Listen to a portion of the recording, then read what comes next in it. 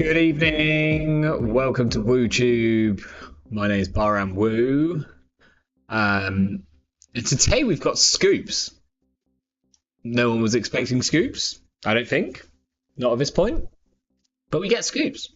Which is kind of really exciting. We're not going to see the full set for another 2 months, but already getting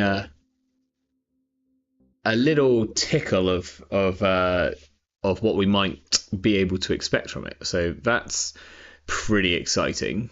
Evening, Holtz. Lovely to see you. So we're going to talk about that. We'll talk about the potential new cards. I think they're quite cool. I think they tell us some interesting things as well about particularly about what the learn to play sets are gonna probably look like, which is interesting. We should quickly talk about this deck list of the week, which I'm sure you've seen it. This is the deck which Jai took to the AMT recently, and I know it was someone else's before. It was Saf's. Yeah, it was essentially Saf's deck. I don't know if it's exactly the same. It's probably like a little bit different. Yeah, this one has more tattoos, but sort of similar idea. With this kind of just bizarre, like, I'm gonna play 2 punitives in a deck which isn't a punitive deck. This is like doing this kind of fun thing of like using punitive as this weird forking tool to go, look, you probably can go in there and steal that Ikua if you want to, but if you do, then you might die. Who knows? Hey, Meteor. Yeah, so this is kind of cool. We're not going to play it today. Don't worry, Meteor. But yeah, just really, like, it's just really funny. It also kind of allows you to do the cohort thing of like, I'm gonna send a message into the bin for tempo, and if you run it, then you might die. There's definitely problems with it. It's not like, but I think it's just quite nice to have like this little alternative win con where if the runner decides to just get a bit too careless, like maybe even like running and stealing a 2-pointer without enough cards in hand, you know, they could just die. It is also playing a Gaslight, which I think is a sick card in Asa, and I'm surprised we don't see more Gaslight in Asa, especially as it leads to very easy naming conventions of Gasolite or something along those lines, you know.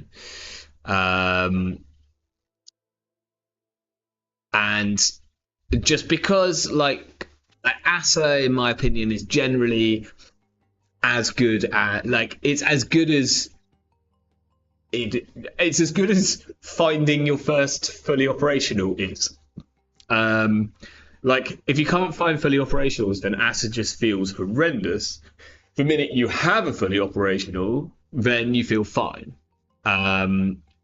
So yeah. Elevation scoops love, for sure, Podrig. If you haven't caught it yet, then at some point go on and obviously watch the ESL from last night. I was meant to be commentating, and then my night went really weird, so I only caught some of it. I need to finished watching all of it, but there were some wild games in there, especially the first game on both sides is insane. Hey Mezzy, how you doing? Lovely to see you. Hello everyone else. Hello Game of Droids. Matto, no, nice to see you in chat. And yeah, there's a reason it's fully OP. But yeah, I think like Gaslight in Asa makes a ton of sense. Obviously, I guess the only reason you wouldn't normally play it is that you don't play a ton of operations in Asa. You might play free fully operational. Some of them only play that. Maybe you have a biotic. Maybe you have like a seamless or two. Obviously, this one has the additional punitives, so you have additional reasons to wanna fetch stuff. But yeah. Anyway, on to new and exciting things. Oh, Mezzi, I don't know if I've seen that game now. But yes, there are scoops. If people haven't seen it yet, so this dropped today. Essentially, it's a piece which is all about the new Learn to Play decks, which will be coming out, which are, as far as I'm aware, the kind of the evolution or the step on from playing the gateway starter decks. So you kind of learn just the basics of the game using gateway starter decks, and then you're like, right, I want to like jump in a little bit further. And they have these Learn to Play decks, but I think also, I might be right there, I might be wrong, but also these are decks which are so that like NSG can use these to teach people how to play at conventions and things like that. Not quite. It is intended to be. Oh, it is intended to be a brand new first experience. So what happens to Gateway? Gateway starter decks are good for people who buy the product and want to learn to play through it. Interesting. Well, I'm quite confused now.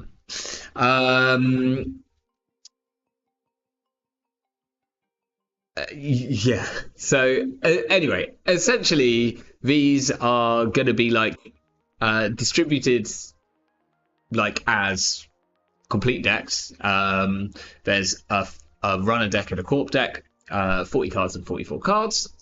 And I believe they come with other stuff,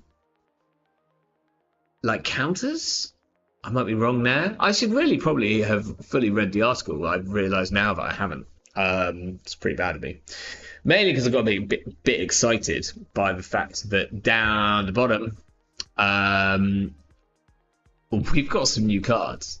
And I think the first thing that we can tell from the new cards is like we've got 3 Wayland cards. So I'm pretty sure that the Learn to Play deck is going to be a Wayland deck. Which is kind of interesting. But was always the classic, like it was always Wayland versus Criminal, if I'm right, in the core set. The first deck you were meant to play was this like Wayland versus Criminal deck. Might be slightly different this time round, I have a feeling. I don't know what's going on with my head today. But anyway, we've got some new cards. It's BTL versus Zaya. Yeah, I mean, oh, it says that it's BTL versus Zaya. That's interesting. Again, I should probably read the article. Okay, well, Zaya was not what I was expecting based on a card that we'll get to.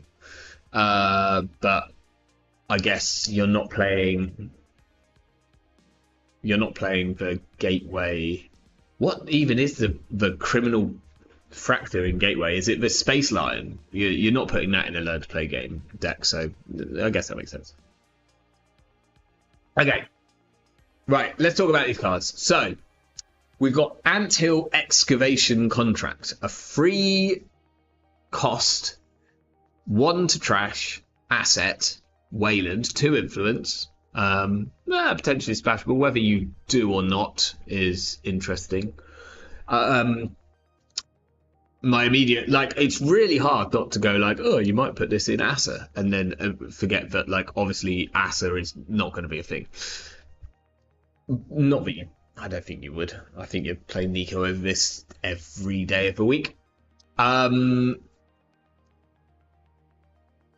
So Anthill says when you res this asset, load 8 credits onto it. When it is empty, trash it. When your turn begins, take 4 from this asset and draw 1 card.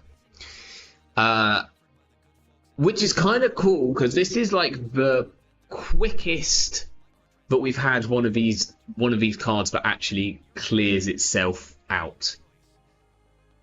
That has a like. I think the shortest before was always 3 turns. You had things like Nico Campaign. And before that, you had the neutral 1 coster, which had like 6 credits on it. You took 2 a turn.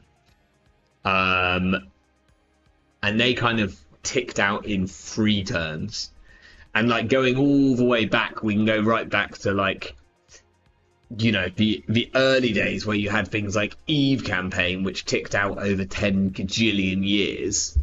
This ticked out over 8 turns. 8 turns.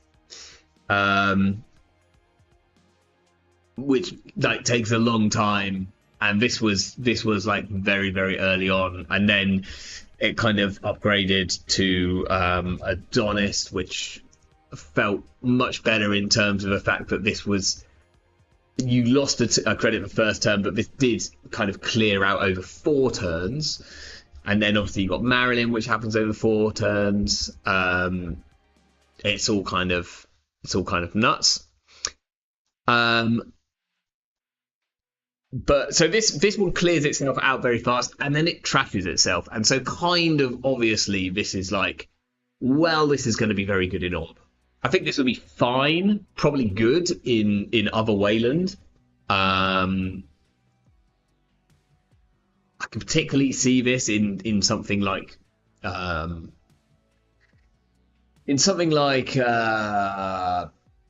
Space Elevator one, which protects, which has one central, 1 remote even. I suddenly can't think of its name.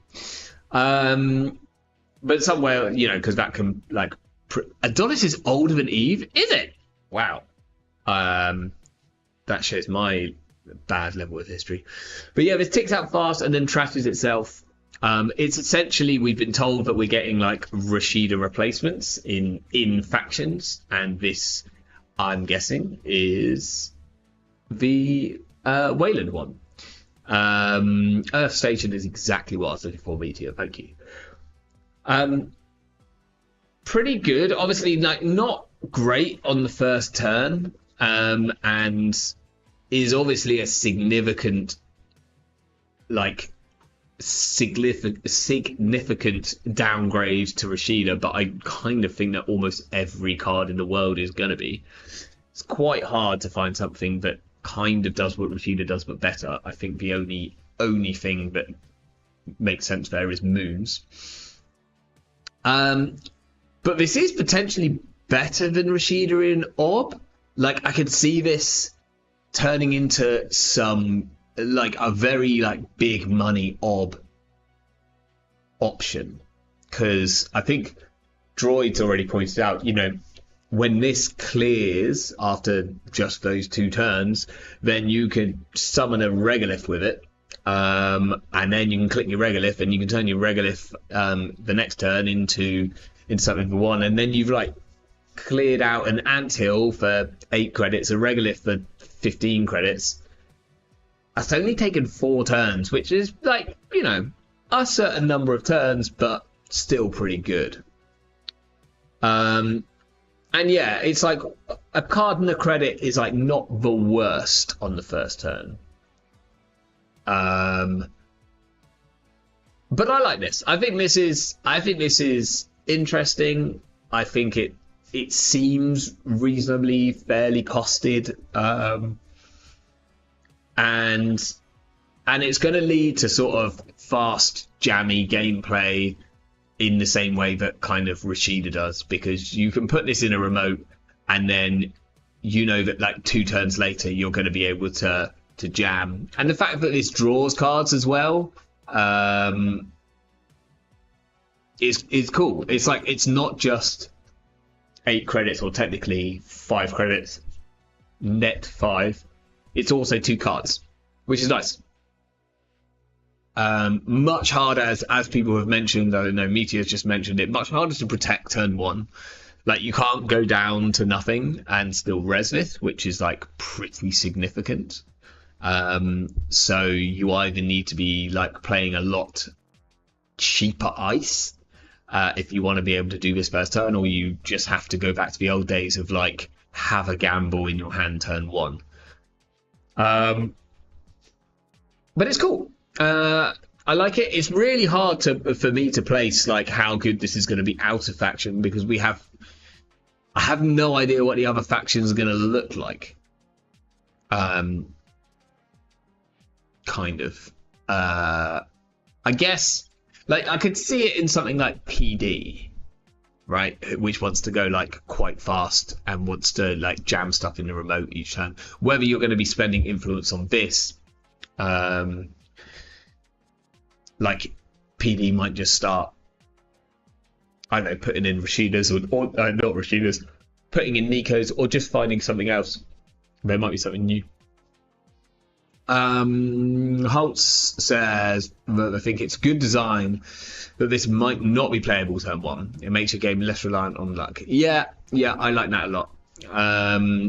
You know, there is very much at the moment, a lot of games do feel like, did I manage to fire a Rashida turn 1 or not? Drawing is not what Hyperglacier wants to be doing. Yeah, this is true. And yeah, I think this is definitely more for fast decks, which is nice. And it's obvious, yeah, obviously, like, it's going to be sick in Orb. There's always going to be some kind of 2-costers which you're going to want to pull. Maybe this is one of them. This is Kessleroid,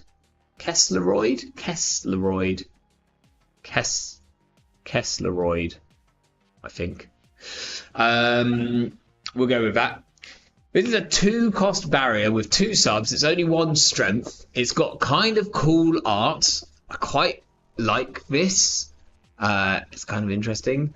It looks like an ice art, if you know what I mean. And it's got something which we haven't seen for a while, which is the fact that this ice cannot be trashed by the runner. And then in brackets, while it is rest.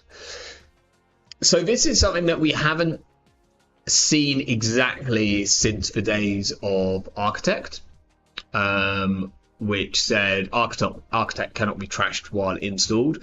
Interestingly, this doesn't even mention the runner, so you couldn't trash it yourself. If you played Architect in Ob, you couldn't trash this to get an Ob counter if it was rezzed, and because you can't, which is really quite funny.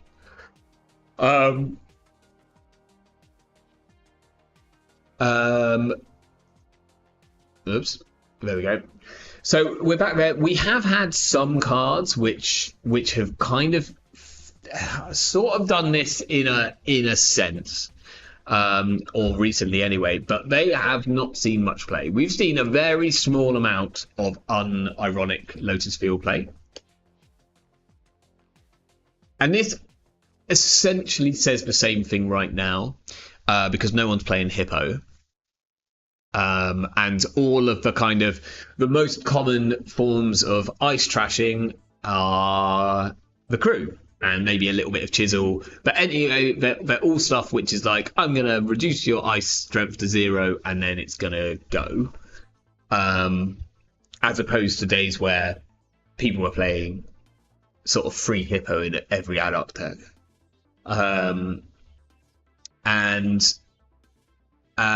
Droid mentions the card which I was going to bring up next, which is why I just don't know if this is going to see any play.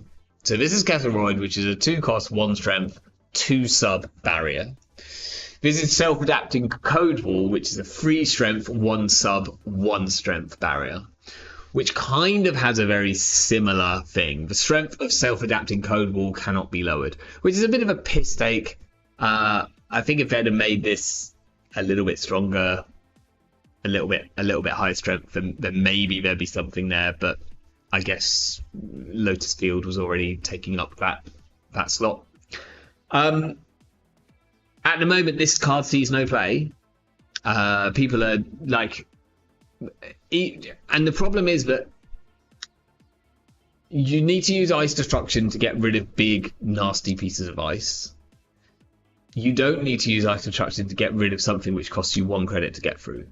Self-adapting Cold Wall is almost always going to cost you 1 credit to get through, whether you're breaking it with Amakua, or obviously you're not going to be doing that once this new card comes out, but you know, whether it's a turtle or whether it's a cleaver or whatever. This, depending on what breaker suites look like if people are still running cleaver, you're still only paying 1 credit to get through this thing. So the fact that you can't trash it, I just don't know if that's a particular big thing, if that's relevant. Maybe there'll be more ice trashing stuff, but unless there's I guess it just stops there ever being a deck in the meta which is I'm gonna just run Ice Destruction and nothing else, because then this is gonna do something. It is only 1 influence as well, so it's it's very splashable.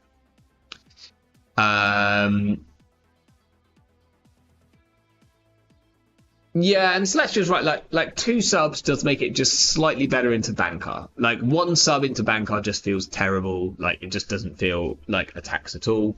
At least this one is 2 subs. And yeah, it might just be a little bit more of something that's there just as a safety net. Just so that there's never a point where people just go, Ice Destruction is just completely too strong. Everyone's just doing Ice Destruction, and we don't have to do anything else. And we can stop playing real breakers because of it. And it's also 2 cost, which is relevant for Ob.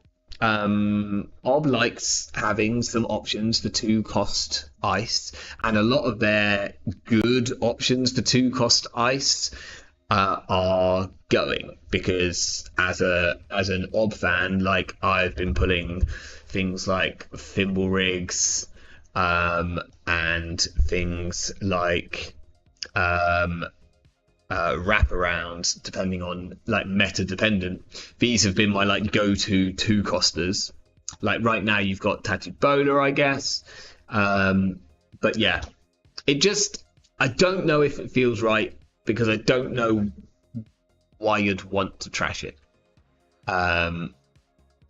Maybe if there's some stuff, maybe if we get some condition counters back, that would be cool. We don't really see these things anymore, but stuff this is a bad example for this one, but things like Sub Boost, which you used to be able to make your ice kind of maybe slightly better and then end a run. Stuff like Rover Algorithm, which I guess is still technically legal for the time being. But maybe if there's other cards like this, where you could attach this condition counter to your Kessleroid and then make it actually good or better, and you can't destroy it, then that would be cool. Evening, John Ald, say the word Ob, and he shall show, and evening, not Yeti as well. You can't have ice, the Corp can't trash while Trojan gameplay lives. But yes, it would be very funny. You can't have ice, the Corp can't... the Corp can't trash. Oh, yeah. Yeah, that's... yeah, well... Yeah, kind of. I don't know. Like, what is it? Are you worried that people just host all of their Trojans on one? I don't know. I don't know if it's I don't know if that's super relevant or not. I'll tell you what. The other thing that's nice is that this has two subs, which means it's slightly more resilient to botchless. Like if like they're like, well, I'm going to play Ice Destruction and botchless is going to be my other option, which was what I really hated about Lotus Field. I just felt like any time I was playing Lotus Field, it's like, I'm going to play Lotus Field, I'm going to be like, ha ha ha, you can't trash it, and then they're going to put a botchless on it, and that just deals with it. Whereas at least here, if you purge, then you've got 2 turns, or you've potentially got a whole turn before the botchless has enough counters. So that's something. Anyway, a little bit underwhelmed by this. However, this bad boy or girl or other, this is quite cool. This is called, not tried to say this out loud yet, Silendra?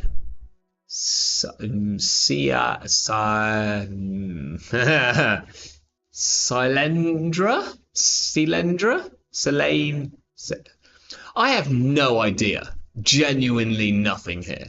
Silendra.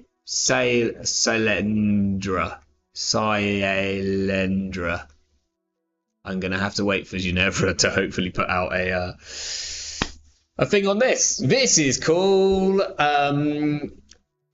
Yeah, lots of people pointing out this is kind of like the second coming of Mouseless. Jonald is going for Silendra. Okay, thanks, Jay. Silendra. It's an advanceable ice, and it has a thing which I'll get to, I think, after, but 3 subroutines and 5 strength for a Kogate, which is good. Place an advancement counter on an installed card you can advance. Pretty sick. Does have to be advanceable, but I think we're beyond the days of there being anything there which is not relevant. The runner loses 2, good, and do 1 net damage, good.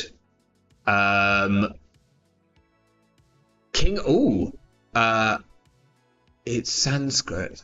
King of the Mountain, this stands for, which makes the art make a ton of sense.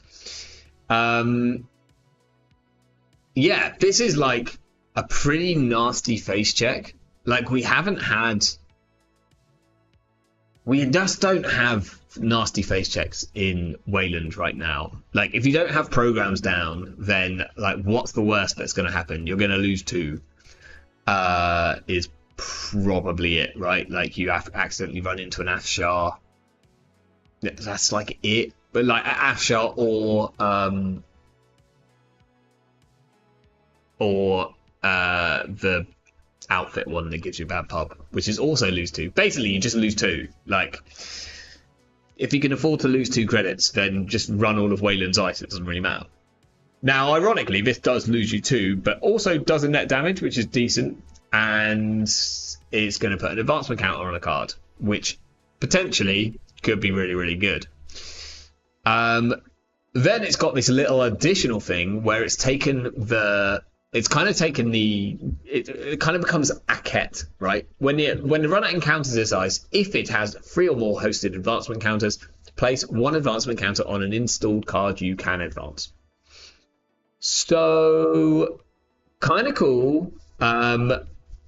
Potentially horrendous in the like BTL Hyperglacier decks, just because those decks didn't play Code Gates. I think they had. Oh no, they do actually, don't they? They play the yellow one. They play Mester Chespo, which is probably better than this. Like, that's lose 3 and then the run. Actually, like Mester Chespo is much better than this. So that's the question: is this going to see play over Mester Chespo? Maybe. The encounter is still relevant. The on encounter text feels like a compensation clause for having nothing better to advance 3 times. Yeah. Yeah, possibly.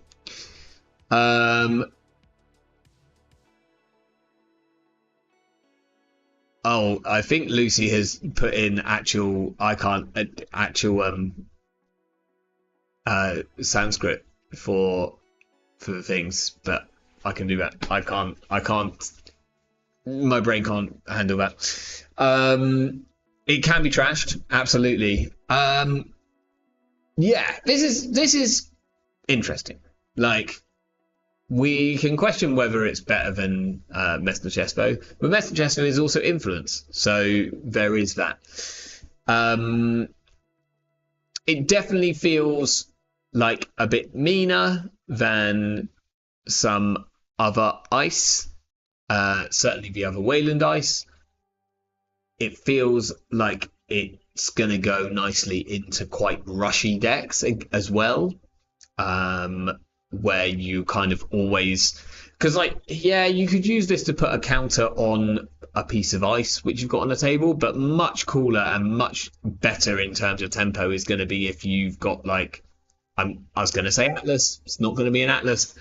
But if you've got something in a remote, and so when they run this, you get to advance the thing in the remote, etc. If you're playing this alongside Charlotte, that's going to feel pretty sick. I like it. I like it a lot. IPA glyphs are a bridge too far. If you use this to advance a card in your remote, it telegraphs that the card is advanceable, which is not the case with Aket. That is true. Aket does say any card. I really like Aket, kind of for that reason. I also like Aket because you couldn't hippo it. Like, I used to love playing Aket when hippo were everywhere because you can't ever break all of the subs. And it's also really good against Kit, if Kit's on Lobosome, because they can't charge. Like, if you put Akets on the outside and you triple advance them and you res them, they can never charge their Lobosome. It's very funny.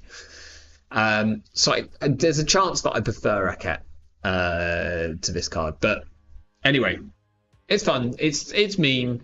It's a decent enough face check. And then we have this. And this is why I'm slightly surprised to find out that it's a Xayah deck, because I kind of assumed that it was going to be an Anarch deck, but I guess you know, importing breakers is just a classic thing to learn early on. Rising Tide, which is a Fractor. It's Anarch. It's only 1 to install, which is actually kind of a really big thing, especially considering it's not bad. Like, whether it's good is another thing, but it's specifically not bad. And certainly for a 1 to install, like, breaker, they're normally a lot worse than this.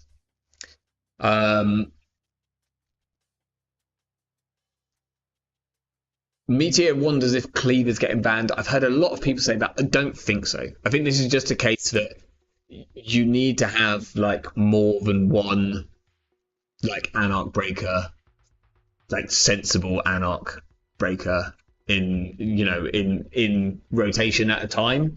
And with Corroder going, this is essentially, if you kind of squint, this is basically, it's a bit of a near print of Corroder, right?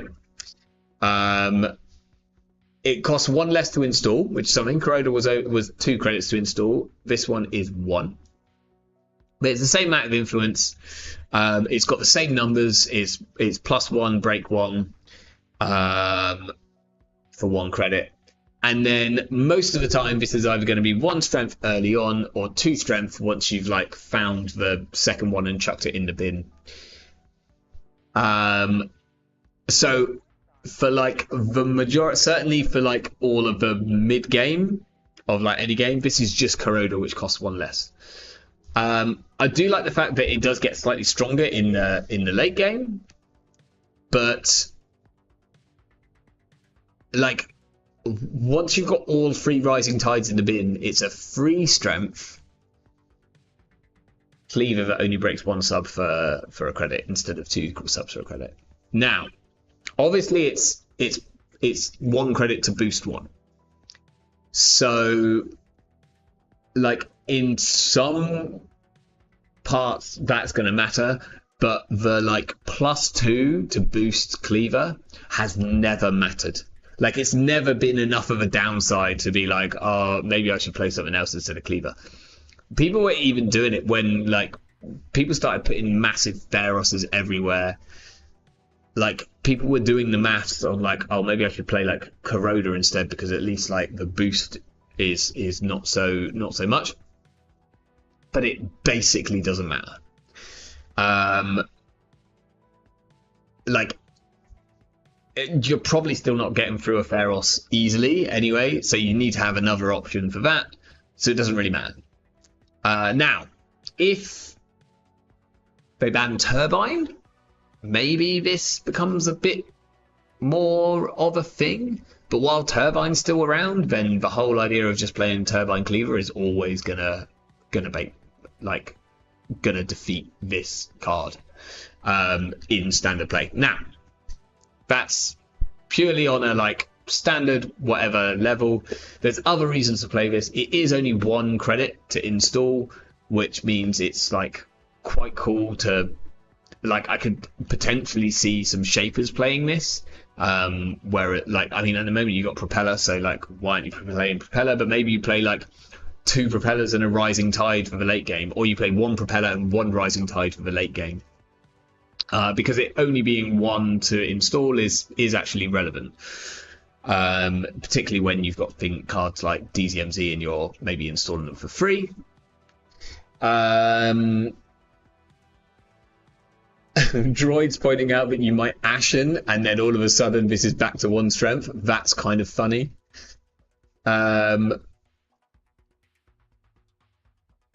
Yeah, a consumer grade fractor, yeah. Now, there is some fun jank that we can do here.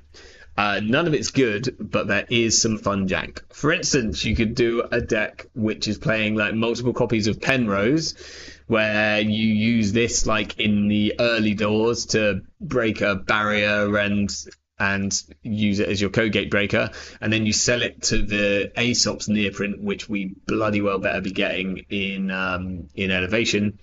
And then you end up with like multiple Penroses in the bin, and then because this is technically a fractor, then you have a like 4 strength Rising Tide. Is that good? Not really, but it's a thing. Also, Lobisome is technically a fractor for these purposes. It does say fractor on it, so I don't know. You're playing like a triple Lobisome, 1 Rising Tide like deck, so that you find your Lobisomes early. Rising Tides like your backup breaker, because you're not kit, because you can't be, so like you don't want your Lobisome to run out. I don't know. There's like some nonsense that you can do here. I think these are the only 2 which will still be legal, which are like fractors but also not fractors. Unfortunately, as far as I'm aware, you can't use anything else. There's no like what did Pancha Chantra used to even say? Was that changed the ice, didn't it? So yeah, so like and it wouldn't work on the bin, but there we go. I think this isn't really a build around card as such. I think you are just like, it just makes it less bad to have 3 of these in your deck so you find it early, because the other 2 cards are technically not dead cards. They're going in your bin, and that's very nice from an Anarch side of things, like you're just going to price them or mosh them away or just lose them to Bankar or anything along those lines. But then they are beneficial to you while they're in the bin. So I quite like that. It's very on theme with Anarch. It's something that I don't think we've seen before. It's kind of cool. It probably doesn't get played over Cleaver, but we shall see. Now, the interesting thing is whether they're going to take this and apply it to other you know, are we going to get a decoder version or a sentry version of this? I don't know. Because normally, like, breakers come in like at least a set of 2. We don't normally nowadays see like all 3, but we'll get things like, you know, we got Cleaver and Buzzsaw came together, and they're essentially like, you know, part of this little set together. We get things like Gauss and Euler, the mathematician breakers. They came as a little set of 2. I'm trying to think of a more recent version, and I suddenly can't. But, you know, so are we going to see a second one of these? And if so, what's it going to be? And because it's not a fractal, it's probably going to be pretty crap.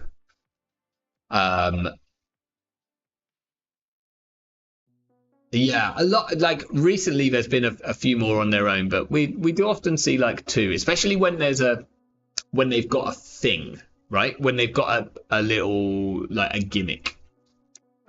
Usually, just because like coming up with a good gimmick is quite hard. So when you do, if it works, you kind of want to go like, well, we can use, you know, we can make more from this idea. But yeah, so we'll see. This is really cool art. I've just checked out. It's Scott Uminga. That checks out. I would assume we're going to get this on a mat at some point because that looks like pretty sick. This is a ball, which I weirdly like. This is obviously the temple in the sky, or the what? That's also Uminga. Interesting.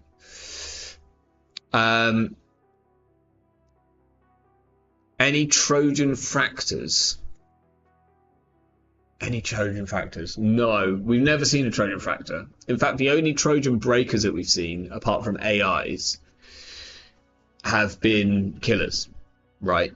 Because we had like Umbrella, but that is very specifically not a Trojan itself. Call me crazy for saying that Lobosomem and Orca weren't actually a set of 2. Were they not? I guess they... Like, we just think of them as a set of 2, but they did come out in different packs. And they don't really match. Other than the fact that they both charge. Kind of makes sense. Matt, good evening. Yeah, Rising Tide in Arasana, I could totally see. Like, I could see this, you playing this and Propeller, like this is a sort of more late game version, but also something which you're, like, I don't know whether you play multiple of these because I don't quite know what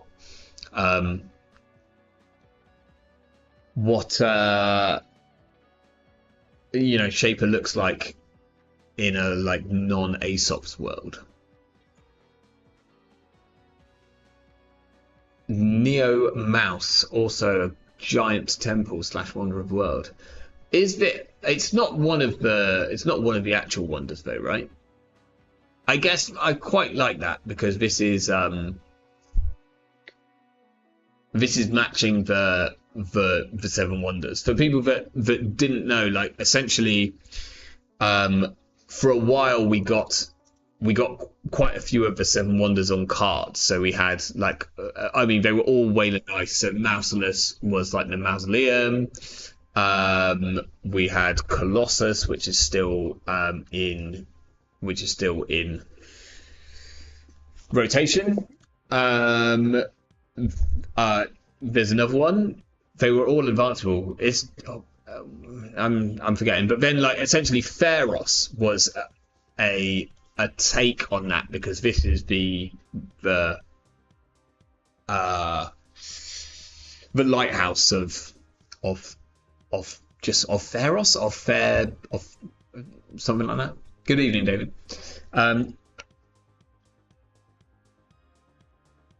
Yeah, so this is kind of continuing with that theme, which is quite nice.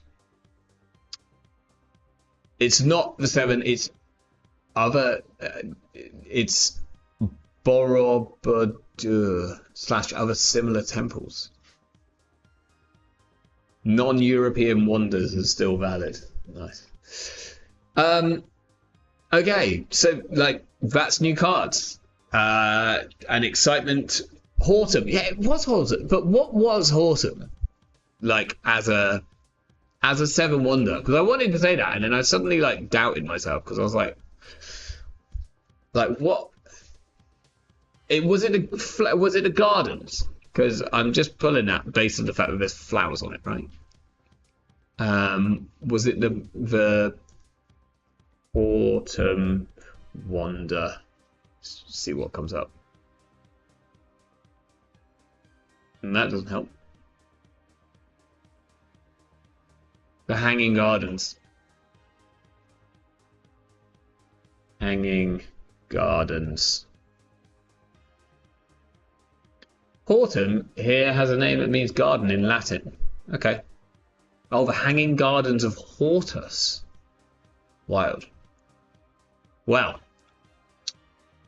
Fun. Hortum comes from horticultural. I mean, that makes loads of sense. I can totally trace that. Solid. You see, everyone's coming in with it now. I'm just, sloppy on my Latin apparently. Cool. New cards. Not expecting new cards. We got new cards. So that's really fun. Now we have 60 days to wait for more cards, right? Unless we if it's a big pack, like maybe NSG will drop another like little scoop in the meantime. I think that would be sensible. I think people are really ready for some new cards.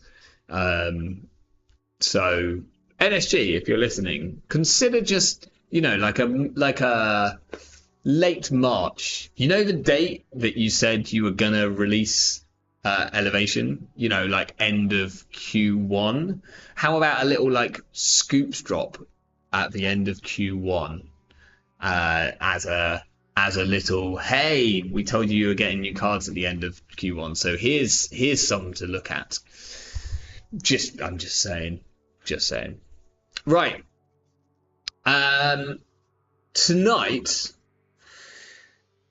I kind of didn't. I hadn't come up with any plans. I got home pretty late, but I did notice that off 1515 posted this Mercury list the other day, and it does look like a lot of fun, and I kind of think I want to try it out. So, like, what better way to play this badly than to do it on stream? I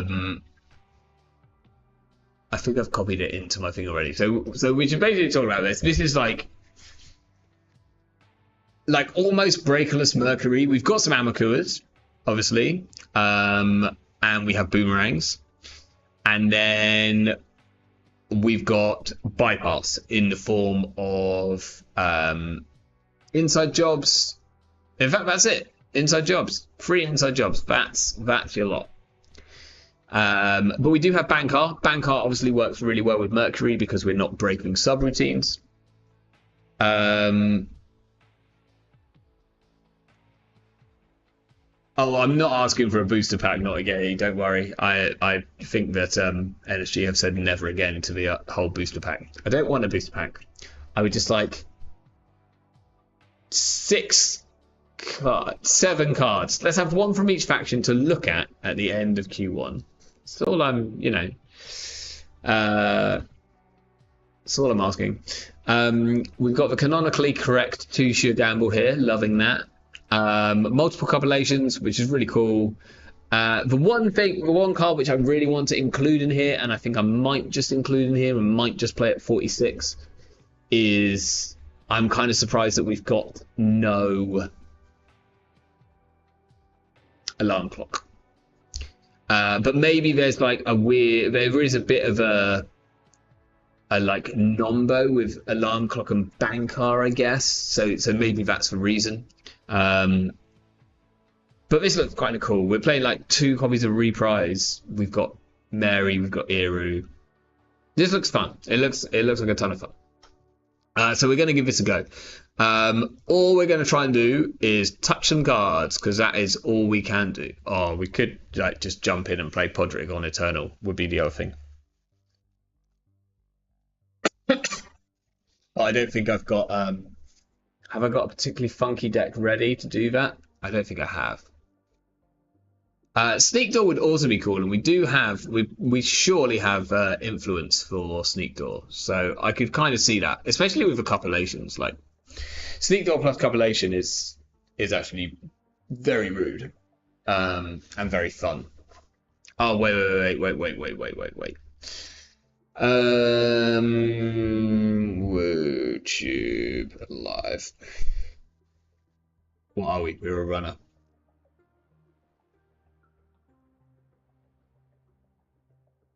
Um, so like it does get me starting to think more about what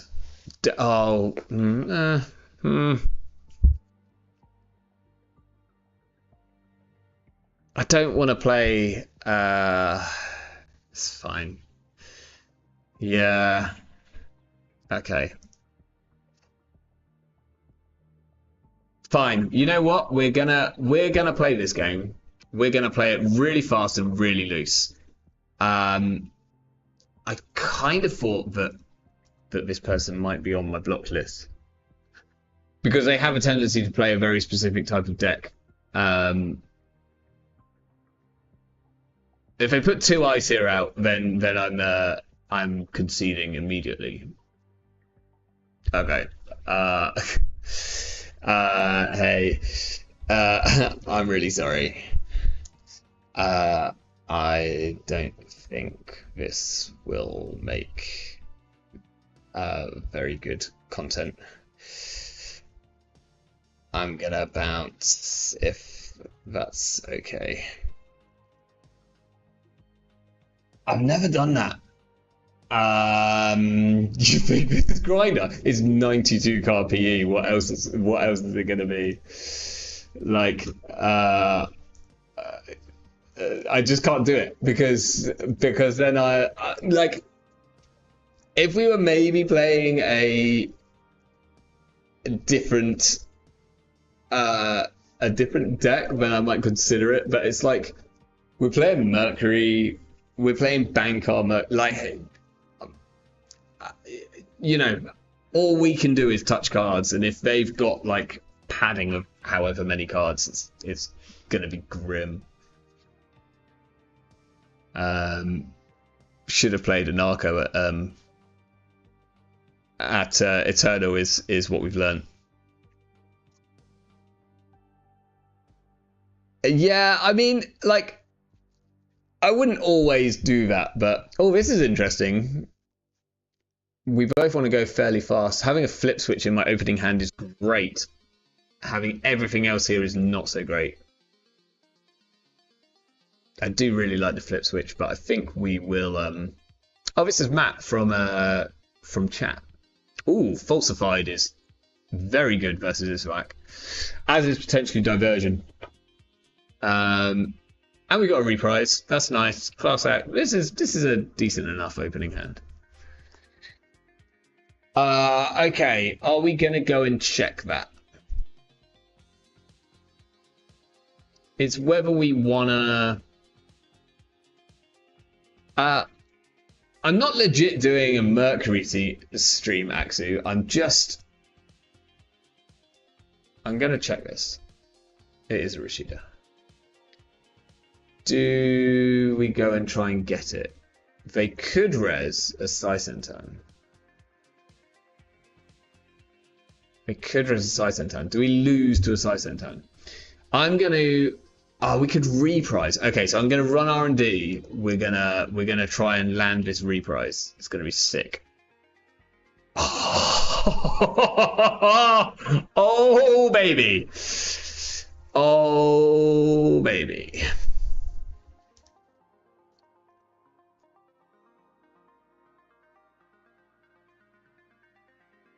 Insane. Reprise is such a cool card. Now, I really want to get down this class act, but that puts me on 2 credits next turn. Ah, screw it. I did it.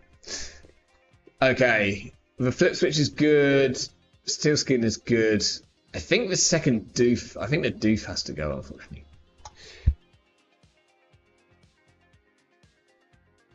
Yeah, that was like play the cards which you've got. We can just touch cards. Reprise does not see play. For good reason, because Hermes is out, but I remember people going nuts over the fact that Reprise was going to be a card when it first came out.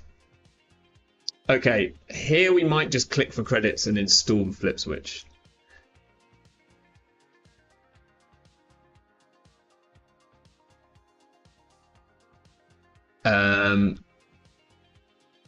Because now we can potentially like boomerang doof next turn.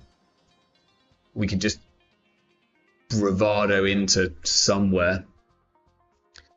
Also, do you know posting stuff out is way expensive? Hell yeah, I do.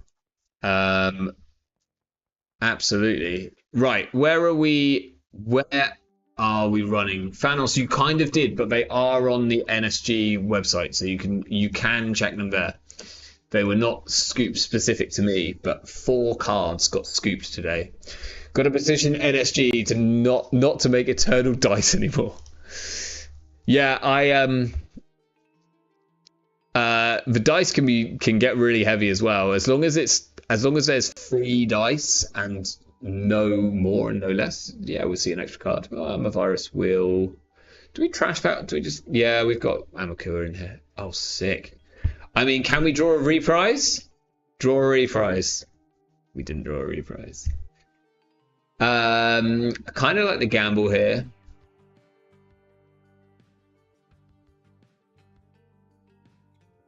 I could draw again in case we get another reprise. I'm going to draw for another... Or do we just challenge this? No, I'm going to draw for the other reprise. Didn't get it. Fine. Reprise is better than ESD if you simply always hit the agenda. Yeah. Absolutely.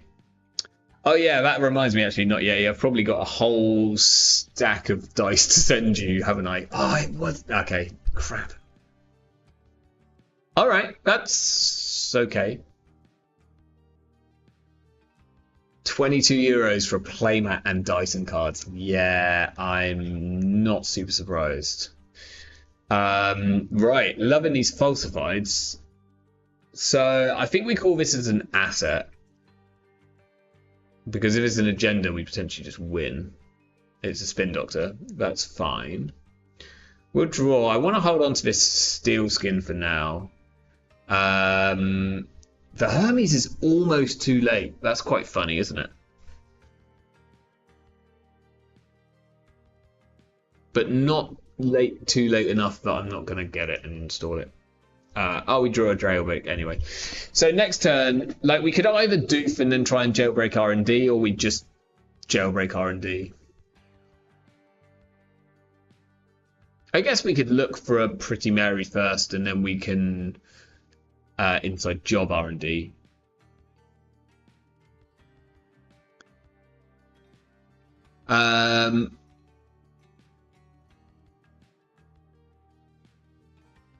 Yeah, I think it's particularly the playmat as well. The playmat really ruins the postage costs. Well, Matthias stream start sniping us here. So maybe we go for a doof here. Yeah, this is very much boomerang doof territory. If it's anything big, then we can flip switch and they'll be poor anyway. If it's anything small, I guess the only bad thing here is if it's Tattoo Bowler, but they also only have 2 cards in hand. And they've just put out 2 ice. So if it's Tattoo Bowler, they might not even be able to sort this. Which one do I need to do? Break up to 2, maybe? Let's see if they kept an ice in hand. They did.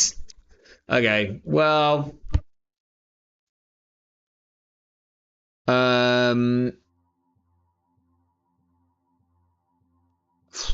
Yeah, let's play a steel skin.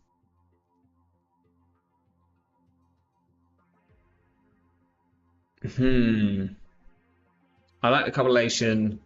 I think I don't need the dirty laundry, but I kind of also don't need this inside job. We're gonna keep the inside job.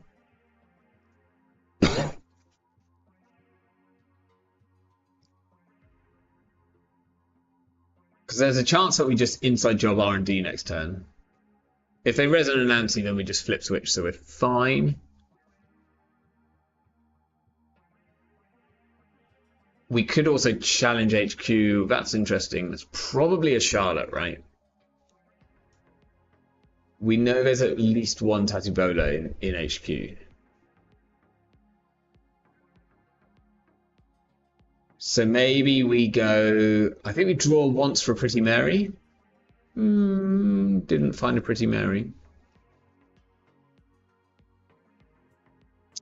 I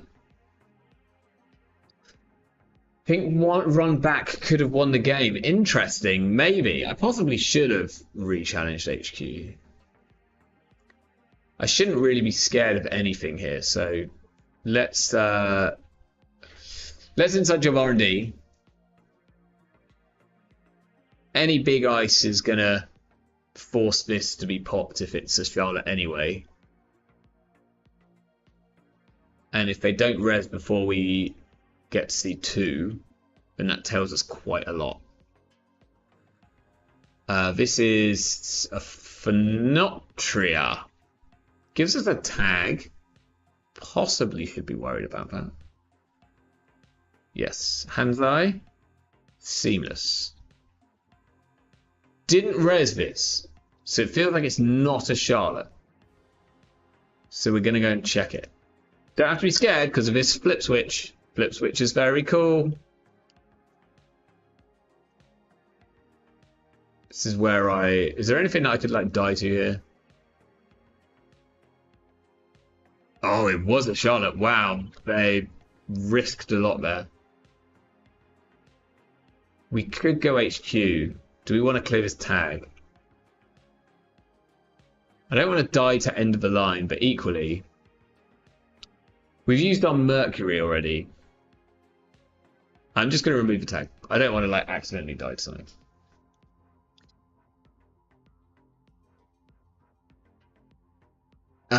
Booster pack is like that last print you want, you know you shouldn't have before the set release. Yeah.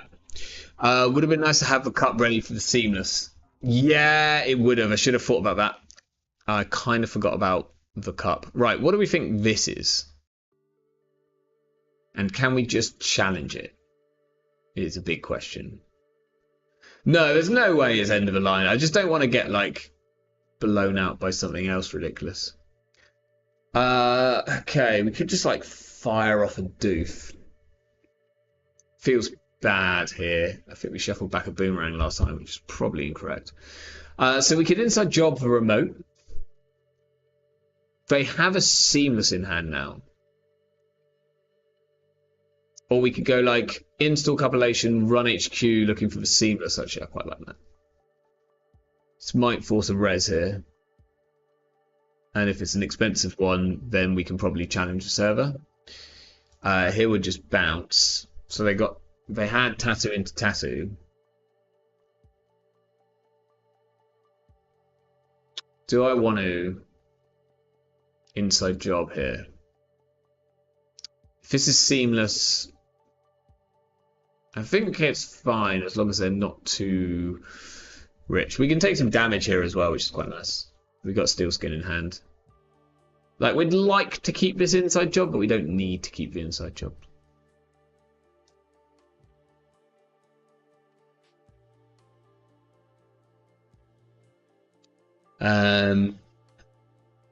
Eight credits is enough to resonate Nancy, but we're not even scared.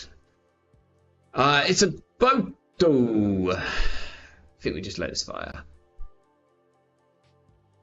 That is fine. Oh, yes. Kept exactly what we wanted.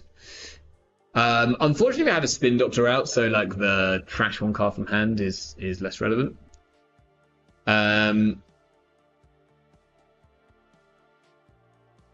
Next turn, we probably get this Amakua down.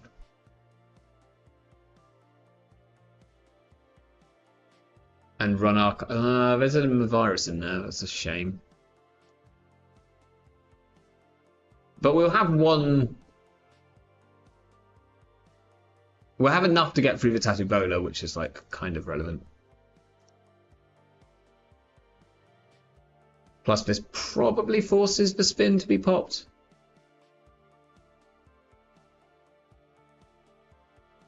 Inside remote. Oh, we could inside remote. I'm just not really that scared because there's not like the only thing that they can really do. Oh, do we want to pull anything here? Maybe we want to pick up this Seamless, you know? Now we could go and flush HQ.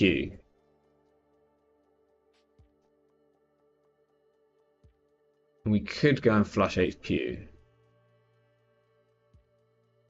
There's a good chance I'll have a lot of agendas in the deck. I'm going to wait a turn.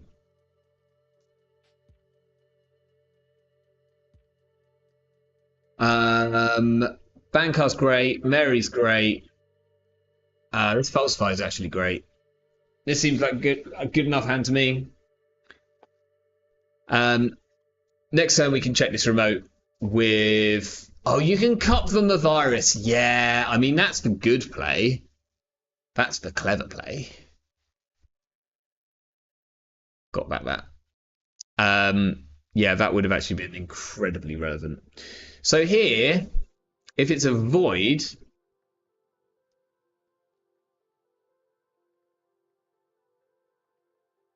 I probably Hollow Man, right? So one of these is Hollow Man, which is expensive. Like, there's a good chance that we can just go Boomerang inside job.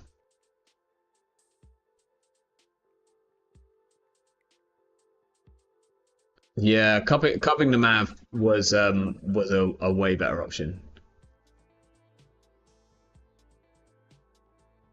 So do we just go Boomerang inside job? If it's a void, then they ditch everything from hand, which is something. I think we go Boomerang inside job.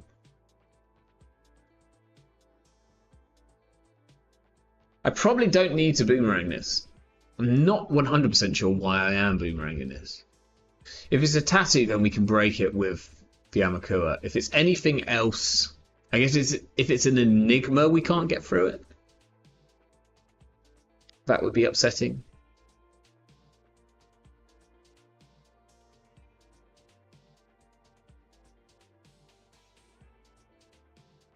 Okay, this is Charlotte, so this is actually probably just Lacosta, but we get rid of the Charlotte. Do we kill the Lacosta?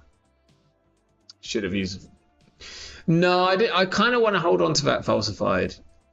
When there was two things in there, I'd rather just run because it's more likely that we are actually gonna get something. I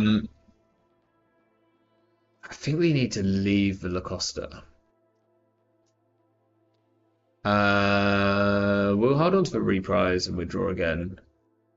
My screen is going nuts. Is it going nuts on the... Is it going nuts on the stream? Because my screen is going a bit crazy, but I don't know if it's just because I was hovering over something odd. And yeah, actually keeping this Lacosta here is pretty relevant for the Falsified that we've got.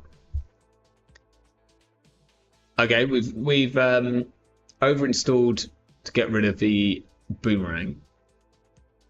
It's definitely a thing. So we can jailbreak HQ, but I feel like if there's an agenda, it's going in the remote. We could just run into this Boto a couple of times. That's quite funny. think we want to get this Bankar down as much as we're playing against Jinteki, which makes it quite scary. Let's draw once for some money. We found some money. It's not the money that we want.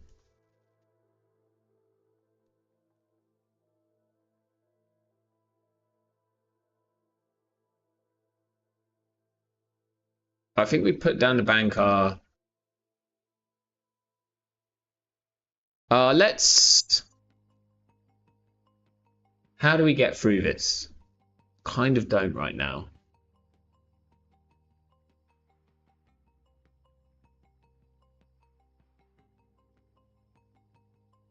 So if this is Charlotte, then they're like back in the money game quite quickly, which is annoying.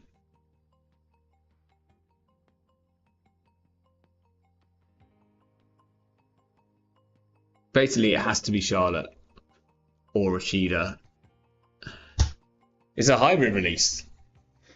Okay. It doesn't have to be either of those things. So now we just jailbreak R&D.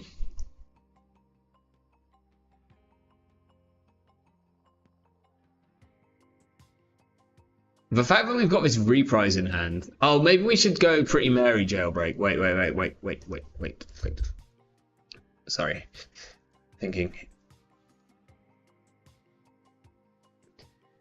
So we either go Pretty Mary jailbreak.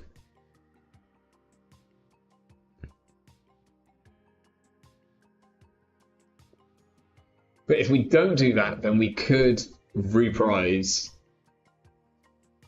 Because basically, if we steal an agenda off R&D, then we have this really disgusting turn of stealing an agenda, bouncing the hybrid into HQ, and then reprising the Tattoo Bowler and running HQ with Copulation and stealing the hybrid.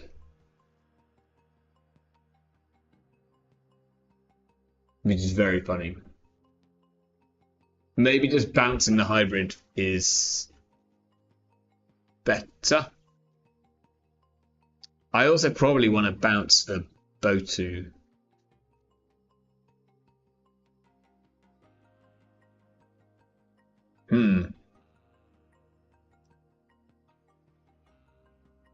Let's just do this.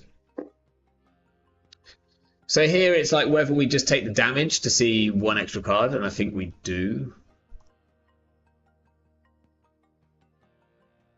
Hopefully we... In which case, if we're doing that, we should have put the Mary down. Yes, please. Spin Doctor, we will leave. Hedge Fund, Off-World. So this is fine, right? Because we put this here, and then we run HQ, sweep it for the win. Sick.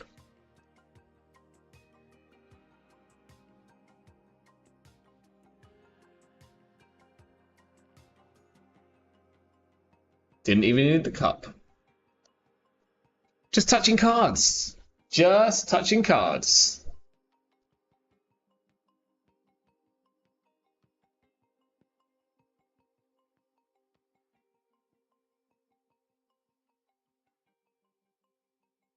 Clean game, yeah. That was like just solid, like criminal run pressure. Kind of good.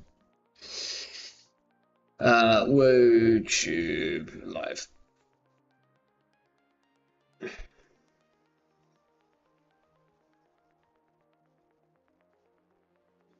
It's fun. Like, Mercury will always be decisive because just by their very, very nature, they are incredibly swingy. But I think there's like shown to be a few different sort of strategies that you can take with with Mercury, and some of them are definitely more fun than others. PD. We start with a Doof, which is good, and a Copulation, which is good. I'd love to have a Hermes, but we're going to keep this.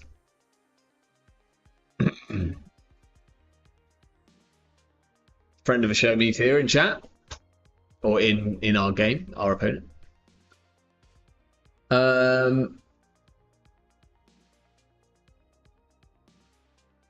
Yeah, the turn one reprise was so sick. Like, I can really get behind that card if it's always that good. Which it isn't. Right, we'll just play the Steel Skin. I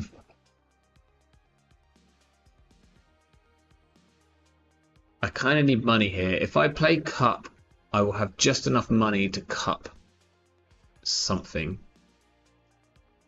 from R&D. Yes, please. Off-world, thank you very much. We will cup the Trankgrid. And then we might just go back, seeing 2. Unfortunately, we can't steal an Ikawa, so maybe this is incorrect. There's a Tattoo, there's a Bran. Okay? They both end a run, which is annoying. And we drew our Mary.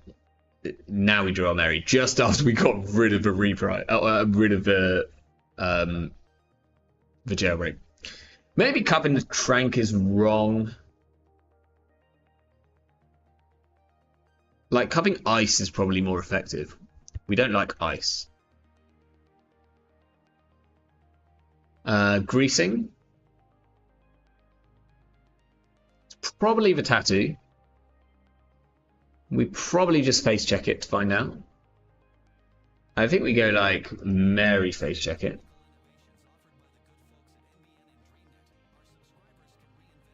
Okay, it was neither. Mercury was well represented at Scotland. Yeah, absolutely. But Scotland is that you can't base your thoughts on Scotland. The Scottish meta is a thing. It's definitely a thing. Okay, we're seeing Grease in the Palm. Probably jamming here. Exactly 5 credits. I wonder if we can doof this money out of them. Probably not without something down. Let's we can't play both of these. That's annoying.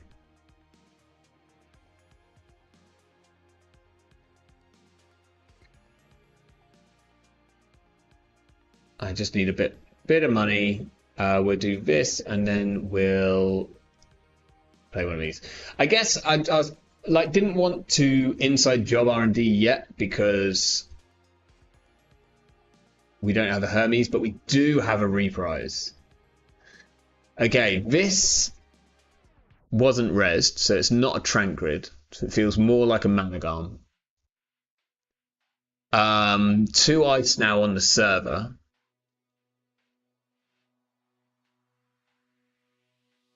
Something bypass 84.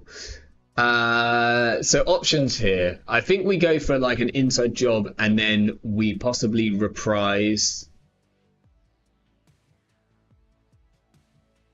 Because we could reprise HQ, doof HQ. But then we can't capitalize on that, which is a shame. Or we just throw out a wild doof here. And then run the server.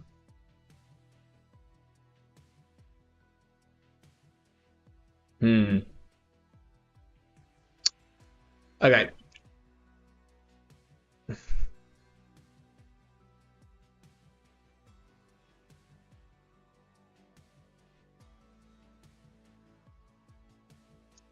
We need to do Mercury first. Yes.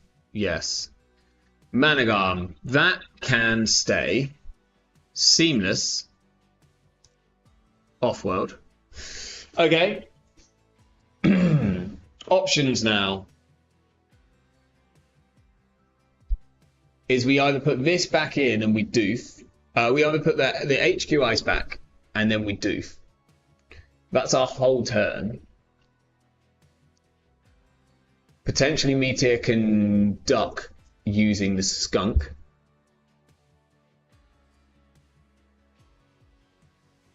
Or we put the probably agenda back.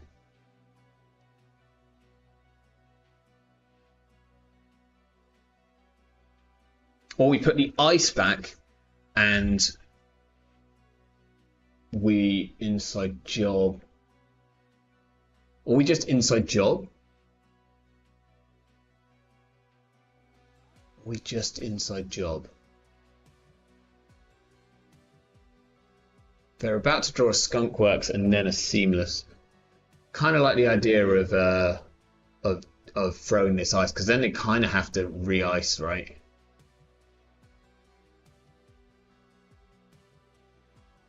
We'll just run HQ. I think we just go for a single here.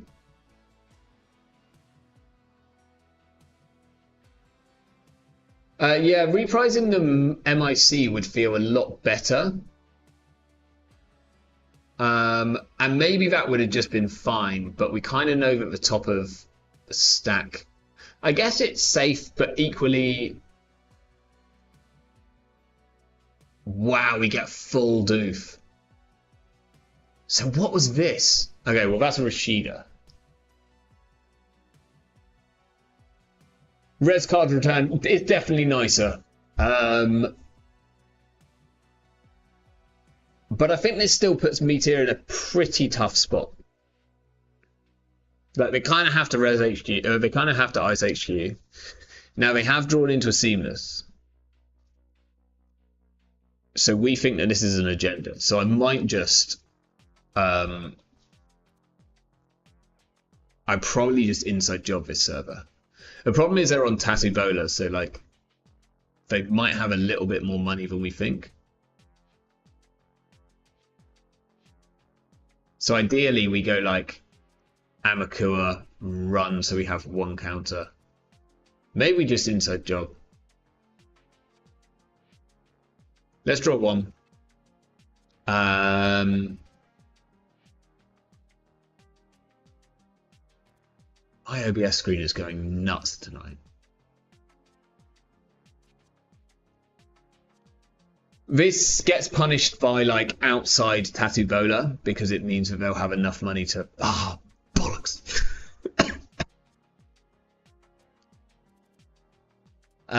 Yeah, that's upsetting. Well, we're gonna carry on.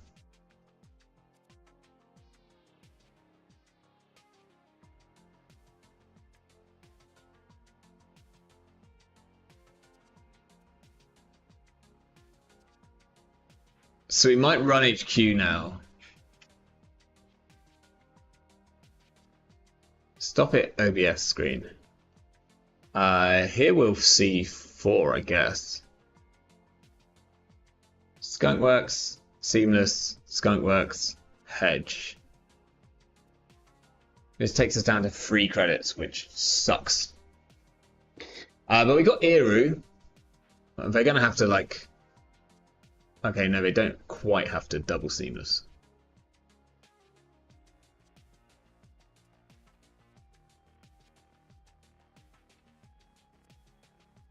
Now, if we install Eru, click Eru, we need to take a credit first so that we can steal an Ikawa. Eru's 2, right?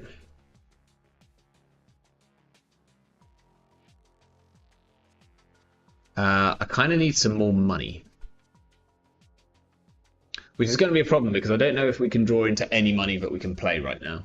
Like, apart from Bravado, which is not going to be great. Let's draw one. Oh, Falsified is something that we can actually play. We're just going to play that for the monies. We know that this is an upgrade, so we can finally find out what it was. It was a Void. Okay, well that makes sense. That's why it wasn't rezzed. We'll draw another and then we'll install our Bankar. Next time we probably go for an Eru. We haven't drawn. I guess we've drawn reprises, but we haven't drawn a Hermes yet, which is a shame. Okay, hedge. They have money. This is probably a jam. That looks like a skunk works, but that's absolutely fine. We don't care about that. We'll say HQ. Let's draw for a Hermes. If we go draw, install Hermes, install Eru, we still can't. We can't actually do it. Let's draw one just to find out what we get.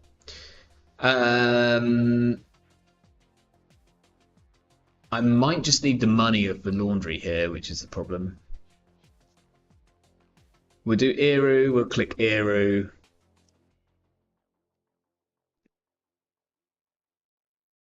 We have enough to steal a Ikwa. Eru is not sneak door. Correct.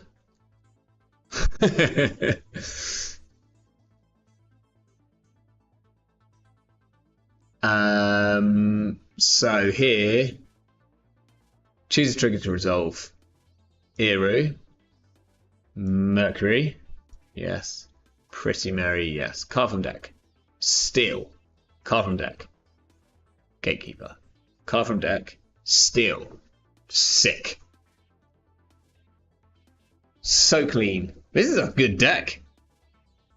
It's like genuinely good deck.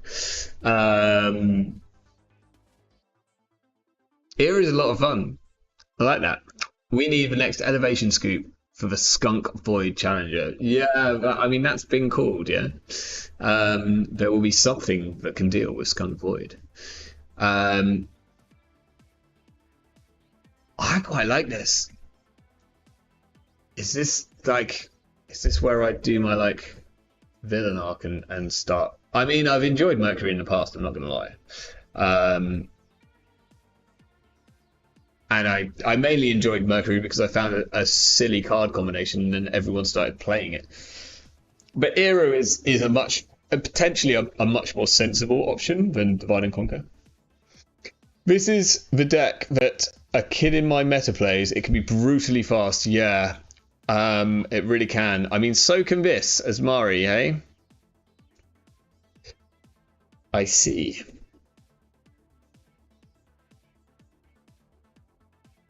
We shall be dying tonight. This is a pretty bad opening hand. I kind of need reprises here. Okay, like early doof is something. Unfortunately, we don't have a second event to follow it up with. Like this is kind of a struggle because we can't. Okay, well, there's an event. And there's another event.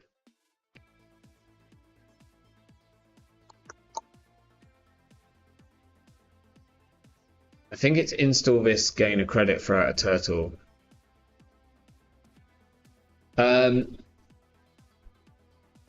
We have to install stuff, which is really annoying. Because otherwise we can't steal the degree mills.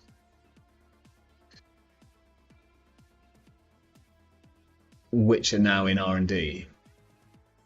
So this is quite a tricky matchup for us. And if we ever do steal, then we probably die. Now, holding on to this steel skin means that we don't die, but I'm going to play it because of reasons.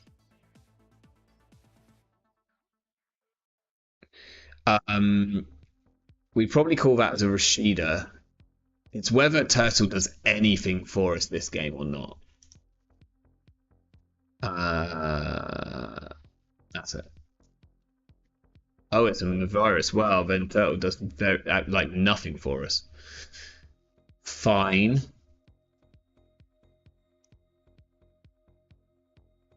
I guess we can just find the re-educations, right? We'll just find the re-educations. Easy, easy. Like, it's as easy as that. Degree Mill, we can't steal. Klevetnik. Hollow Man can... I think we actually trash it. No, it can stay.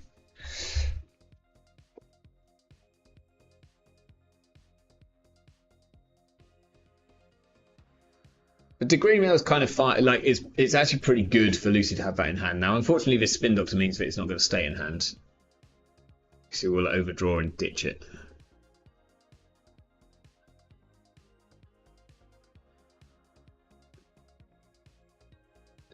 Okay, predicted for money. So there's still 1 degree mill in hand. Here we can bravado somewhere. Feels bad.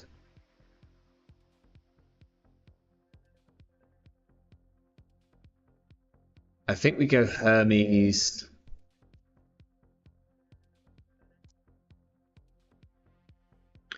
Like, our only real shot here is to make some kind of play along the lines of steal an agenda from somewhere. Hermes the HQ ice. Diversion the HQ ice. Like, diversion HQ.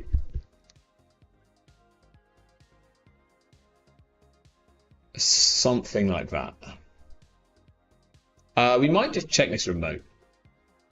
Like, the worst that can happen... Oh, but there is Mari, so I don't really want to do that. Gives them money. Let's draw a card. Hermes is bad. Let's draw a card. Reprise is potentially good.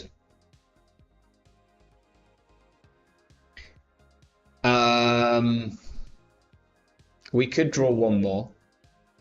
And then throw out 3 cards. Or we could just take 2 credits.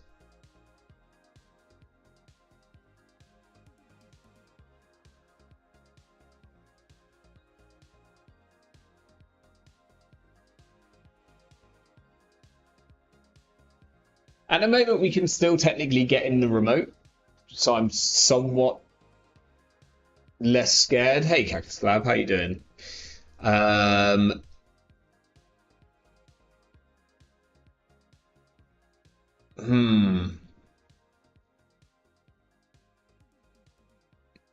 Iru has Alice Merchant synergy, though. I missed that. That's fun. It does, right? Because it's a successful run on archives. That's kind of funny. Okay. So the remote is still not deaf yet. Hey Andre, how you doing? Andre put out a really cool video today. I was gonna possibly consider playing that deck actually. I don't normally play other people's decks, but it seems to be like the thing for it. Go and check it out. It's very cool. It's like a Tag Me Steve deck. There's a nice video up on it. But I was trying to find it. Andre, have you posted that list on NRDB? Okay, Boomerang is good for the next turn. We're assuming this on R&D is a Klevetnik.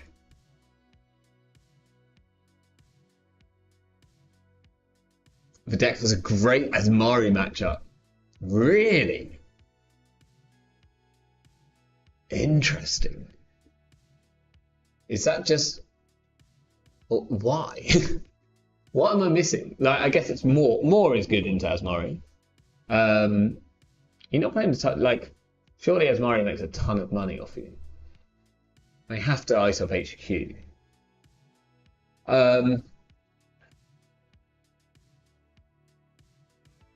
This is a really awkward hand.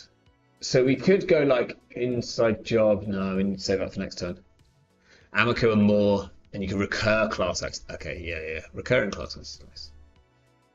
I think I need to get rid of this spin doctor. This is like pretty rough. So I think we need to put the boomerang down this turn, which means that we probably put it on. We either put it on HQ. The thing is, the boomerang gets us into the remote. Maybe we just check this remote ice. Gonna give Lucy free credits for doing so. And potentially just lose all the money from the bravado.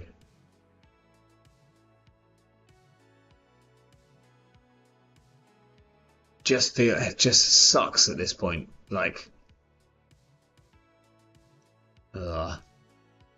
This feels horrible, but hopefully this just forces like a wraparound res. No, it's really bad for us. So this is like exactly as bad as it can get. At least that's like a better reprise target now. So now we either go...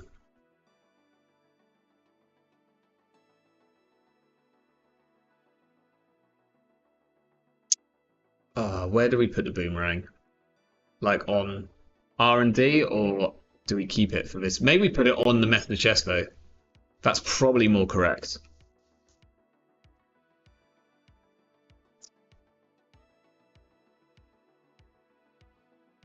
Should not have face checked that. Well, what was I going to do with my cards, realistically?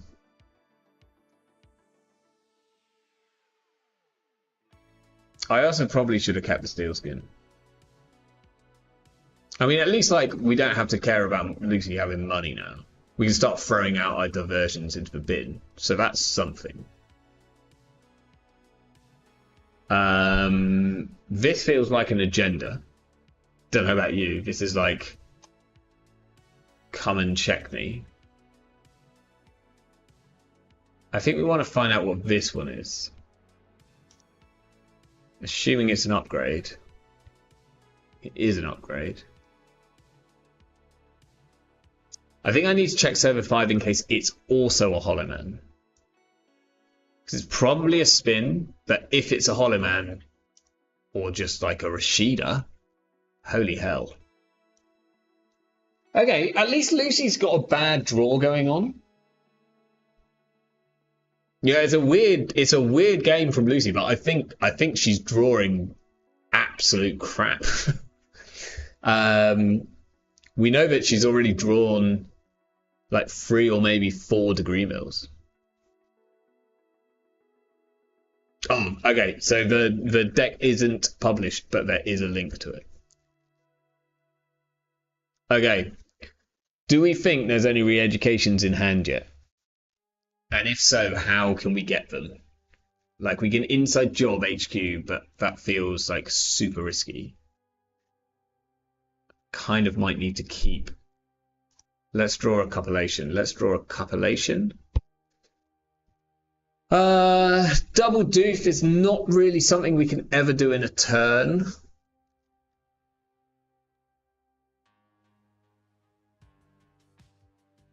Feel like our turtle is useless here. Because if Lucy's on wraparound, it does exactly nothing. Let's check archives.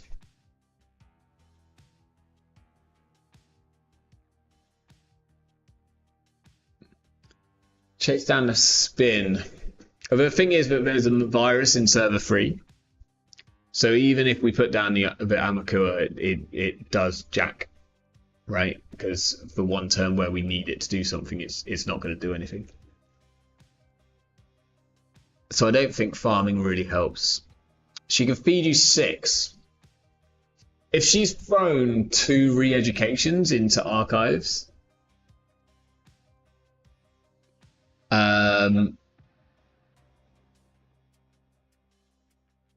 yeah. Sorry, that was Poison. If she's thrown 2 re-educations into archives, then she's a bolder player than me. But the other agenda's a degree mill, so... Oh, there is one, though. Oh, we don't have... Okay, can we win here? We assume that that is...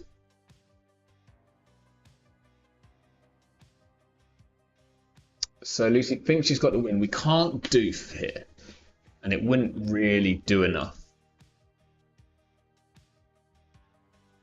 So the big question is, how do we win? And the answer is...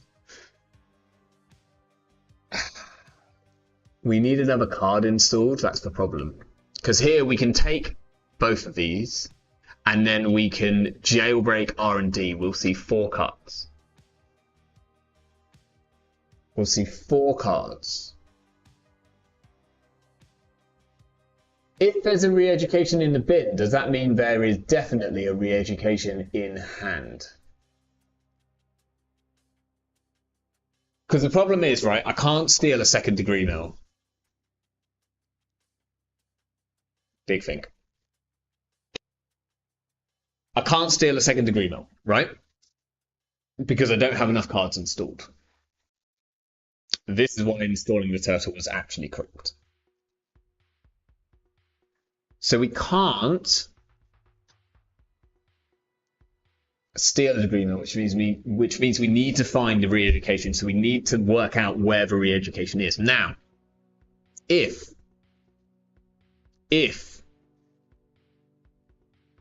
Lucy threw a re-education into the bin, that means there's one in HQ. Because as Mari, you don't throw away your re-educations because they're your win con.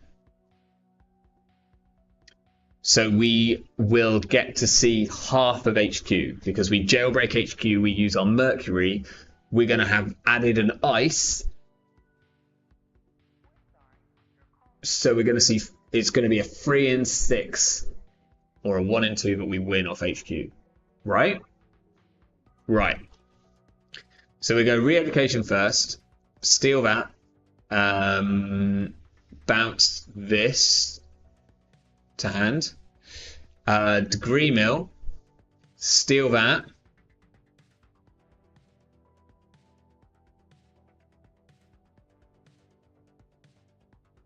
oh wait, we should have wait, sorry, I don't want to bounce the second card. So we're gonna bounce the Hermes so that we don't have to add a second card to hand, because that is something that we exactly don't want to do. So re-education, steal, bounce the oh, frick's sake! Wait, did I do it right anyway? When does the degree mill happen? It's fine, right? I go to degree mill, I pay to steal, I use the Hermes and the boomerang, and then I won't have to flip one, and then we go jailbreak HQ for the win.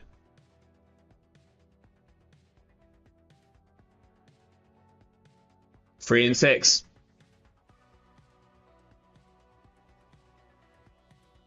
That's smart. Yeah, I know, right?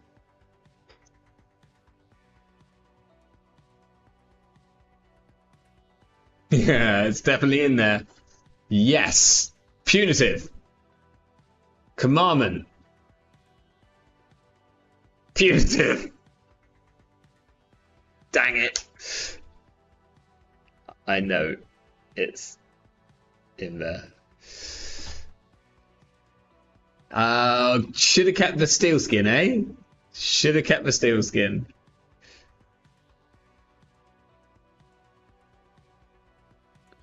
Oh, 3 punitives. Okay. Steel skin would not have helped, and we were pretty far away from it.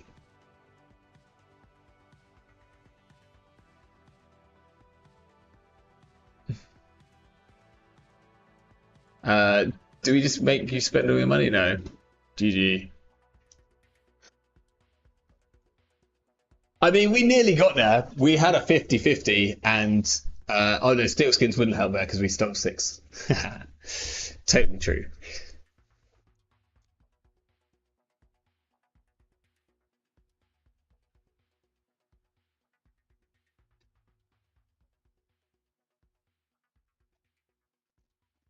If only Cut had shown up.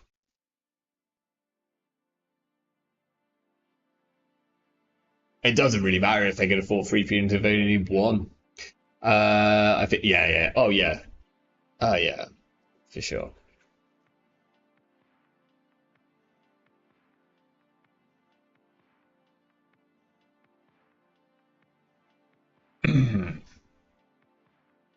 I'm 3 turns of solitaire from setting up a fairly safe kill. Yeah. Oh, there was a wraparound. Oh, okay. Well, there we go. Still, we turned that into a flip. We turned that into a coin flip, which, you know, as Mari essentially is a coin flip anyway, right? tends to be how it is.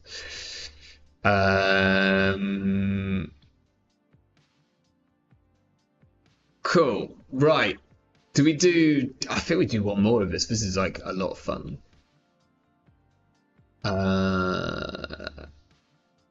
Oh, sorry, Lucy. I might have cut you off if you're back in chat. We'll do one more of this.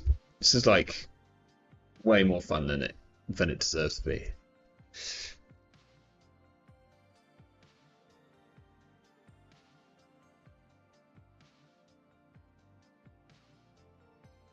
According to my stats, it's a very weighted coin. Yeah, fair. There was one re-education in hand, right? I'm guessing from your reaction. Also, if not, what are you doing throwing a re-education in the bin? But yeah, I quite liked my... There was a lot of working out going on where I should run based on the fact that I couldn't steal degree mills. So that was quite fun. That was a fun one. 1 in 6. Yeah. Yeah. We even managed to use your degree mill against you to stop having to bounce another ice. You free punitive, so disgusting. It's kind of funny, like Andre predicted that. He said, "Oh, well, what if Lucy's just pitched 6 points worth of agendas?" And I said, "Well, I don't have to steal them, so it's not a problem. I'll do it anyway." I wonder if... I probably didn't survive anything there, right? Like, I wouldn't... Like, if I just stole the 3 and I had a class act, do I live? Maybe. I don't think I do. I think if I have to install a class act, then I think you can afford free punitives. So leave it out for me. We could have had a 1 in 5. No, I don't think we could have. I don't think we could have, Celestial, because to have a 1 in 5, we would have to, like, we need to bounce VHQ ice no matter what, because otherwise we can't get in. So we maybe could have had a 2 in 5. Is that better? No, that's worse. Yeah, I don't think we ever have a 1 in 5 because we have to steal the re-education first to bounce. Yeah, exactly. But yeah, still died after what was definitely a suspicious draw from the court there. Veteran leggings, that's quite the name. BTL, okay. BTL at 40 cards. Interesting. It suggests it's definitely not Glacier, which is good for us. It suggests it's more of a rush deck. Either that or it's Diogene like doing some nonsense. This kind of feels alright. I'd love some draw, but this deck doesn't really have much draw anyway. I'm gonna keep it. Like, I've got a turtle, which could be useless. Okay, we've got a bad pub. We've got centrals open. That feels cool. Let's draw for a dirty laundry. We didn't find one. Can't really play this class act, so I think we just check R&D. Mercury, Pretty Mary, Urtica Cypher. Do we trash it now? I think so. Oh. And it's a punitive deck. Okay.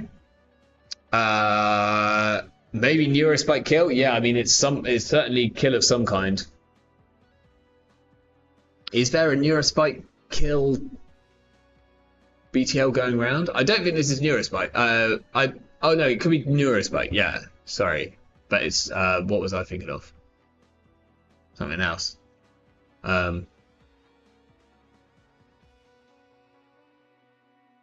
Okay, that's probably the Angelique. Like, we definitely know they want to kill us. Our falsifieds are really good here. Okay. So server 3 is probably an asset. So let's... I don't think we need the turtle yet, so I'm not going to put it down. So we're just going to call asset on a cerebral overwriter in 3. Okay, good to know. This is probably Angelique into something. Can we? Yeah. You see, I kind of want to install class act run this. But I also don't want to lose the other falsified.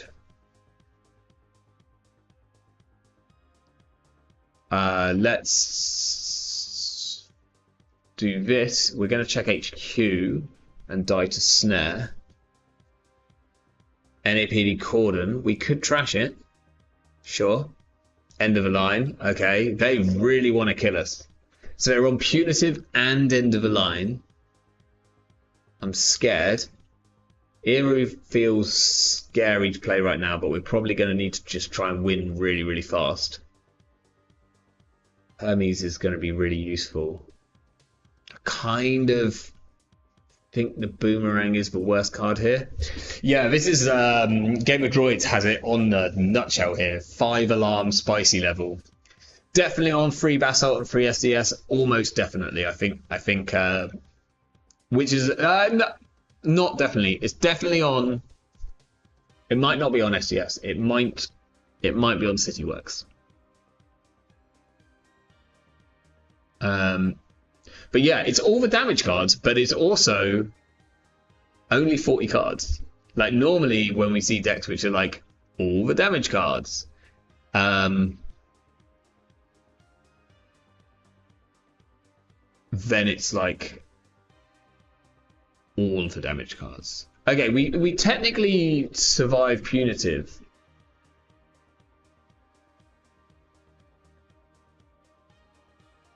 I want to check this other upgrade. Force connection. Oh, okay.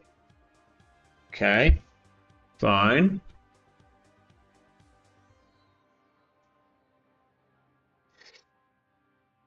So if they're on NAPD cordon, yeah, I think they're possibly looking to do a like neurospike punitive fork. Oh, that's upsetting. So that's either a force connection or an Angelique. Okay, now I'm really confused. Are they on Trick of Light? Is this just a money I guess that's as good as clicking for a credit / better. Fan. Can we lose our hands? Don't have the influence for snare. Probably not, because if they're on Urticas and Cerebrals. Can we afford to jailbreak R&D? Let's just run HQ and see what they've got in hand. We get to see both cards. Oh, we knew these. Well, that was a waste of a run and a Mercury, wasn't it? Copullation's actually really sick. I think we keep the copulation. Next turn, we... Oh, if that's a Mwanza? Yeah, if that's a Mwanza, then we probably win. Right? I think it's more likely to just be an Angelique or a Force Connection. It might just well be a Force Connection. But next turn, we're actually going to run HQ here and try and cup the end of the line. Because is that the scarier one? I don't actually know. Maybe we should cut the punitive.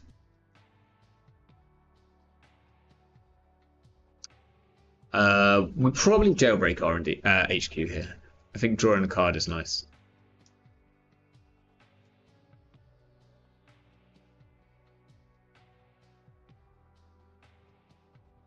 Could cut the force connection. We could just trash the force connection. It's going to go off either way. I think we want this flip switch. Apart from anything, there seem to be any ISO. Right. Here's the big question: are we going to try? Do we want to like get rid of this end of the line, or do we want to get rid of the punitive? I have a feeling I want to get the punitive.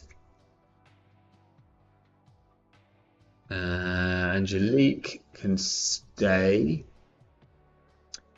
I guess Eru would avoid the whatever it is that we've got here, but it's going to give us a tag no matter what. Flip switch is nice for us to just bail out of a tag at some point.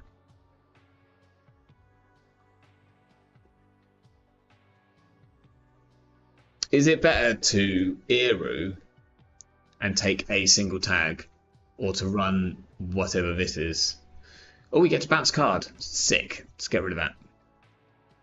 Don't have to worry about it now. They're also not on free because we've got these hostiles. So I think it's safe to run R&D now.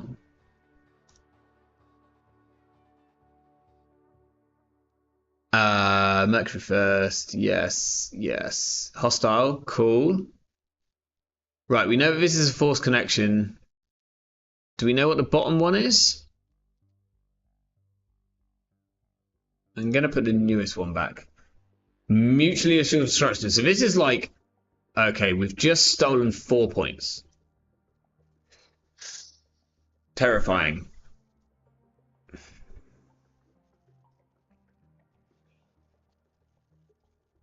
So now it's just a question of trying to get enough cards in hand. So we're going to install a class act, draw one. Let's take some money for next turn and take a credit. And now we have 1, 2, 3, 4. 1, 2, 3, 4. We can survive double punitive, so we should be fine.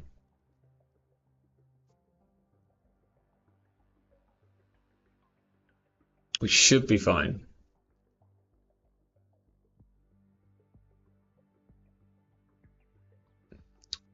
These bravados kind of suck. Yeah, this is like the smallest venti ever. Oh, this is quite cool. If they just want to like focus on shoring up R&D, then we can sneak in using Eru, which is kind of funny.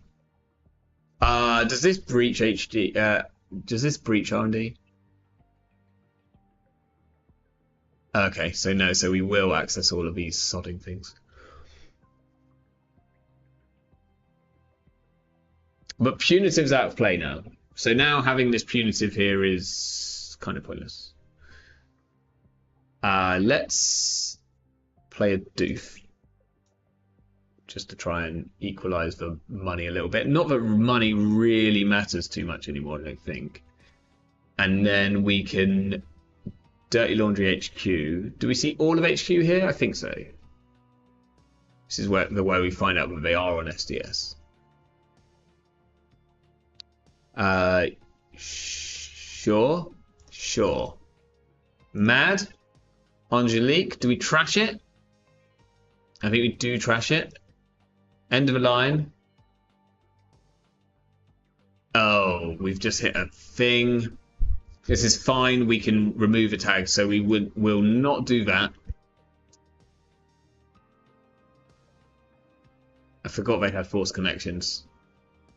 And not only have they got false connections, I put some back into their hand. We'll trash the false connection, and then we'll remove one tag, and we'll remove one tag, and we'll throw out a Hermes. Don't click on that thing. And probably the reprise seems like the worst card here. I mean, maybe Eru is the worst card here, because it doesn't seem like they're playing ice. So maybe Bravado's the worst card here. That's hilarious. I've decided that Inside Job is the worst card here.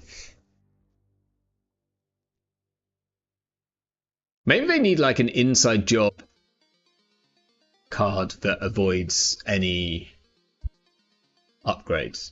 Or is that essentially like the fire? Yeah. There can't be ice here.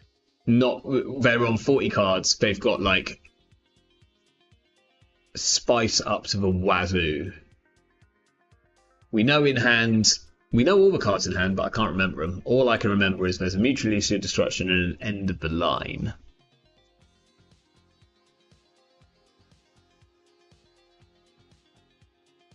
And this card. Which could be an Azka. It could be... I think we don't have to run it. I guess it could be a clearinghouse, which is a bit scarier. So if they triple advance next turn, then we're in, like, scary. Both of these cards deal with ice.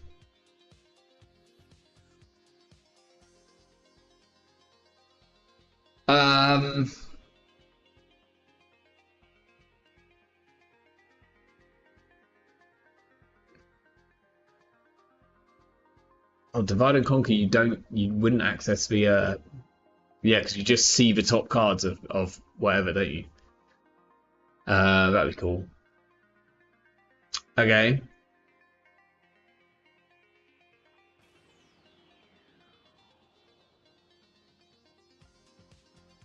What do I do here? Like, the fact that a lot of our money is tied up in bravados is quite bad. Let's throw out a reprise and a bravado. We'll keep one of each. Are you worried she's playing Armed Intimidation? Wait, she's not an Armed Intimidation, is she? She's was it Armed Intimidation? I thought it was Mutually Assured Destruction that I saw.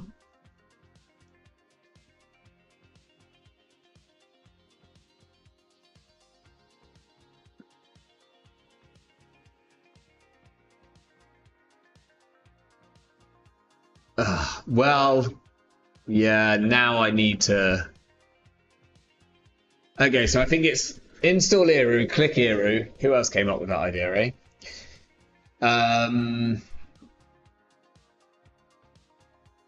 C4 and win.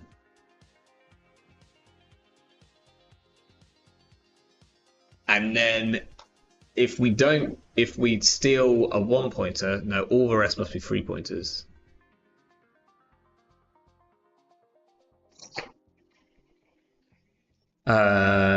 Eru, Mercury, yes. Pretty Mary, yes. Card from deck, sick. Bounce, this one. Card from deck. Also, they're on red cap. Mutually Assured Destruction. Card from deck. False Flag is a card. We have not won. Card from deck. City Works. I never doubted you, Lucy. But if we did it last turn, we wouldn't have solved the City Works. Absolutely nailed the timing.